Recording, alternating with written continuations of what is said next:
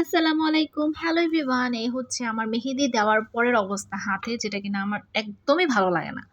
মানে কেমন জানি দেখতে লাগে না? মেহেদি দিতে খুব পছন্দ, আমি খুবই পছন্দ করি। তো আজকে আমি আপনাদের সাথে শেয়ার করতে চাচ্ছি আমার মায়ের হাতের মজার, মজার আচার। কিন্তু এখানে কিন্তু যে বয়মগুলি দেখতে পাচ্ছেন, এটার মধ্যে ৩ টার মধ্যেই কাশ্মীরি আচার।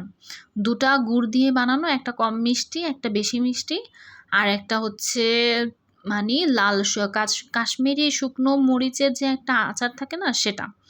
আর এগুলো অনেক বেশি ইয়াম্মি। আর এটা হচ্ছে ঝালটক মিষ্টি।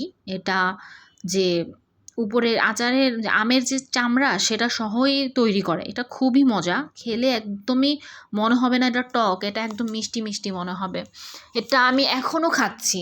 দেখতেই পাচ্ছেন আমি মানে যখন মন চায় তখনই খাই। আর টিভি দেখতে বসলে তো খেতেই থাকি। কখন, কখন শেষ হয়ে যায় আমি বলতেও পারব না।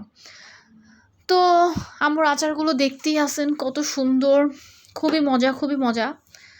তারপর হচ্ছে আমার হাসব্যান্ড তেমন একটা পছন্দ করে না আচার, কিন্তু ও মোরব্বা খুবই পছন্দ করে। আম্মু ওর জন্য স্পেশালভাবে মোরব্বাও তৈরি করে পাঠাইছে। আর আম্মু কিন্তু এই আচারগুলো দিয়েছে আজকে ১৪ দিন। ১৪ দিনই দেখেন আমি সব বয়ম থেকে একদম হাফ, হাফ করে ফেলেছি। দেখতেই পাচ্ছেন পুরো হাফ হয়ে গেছে।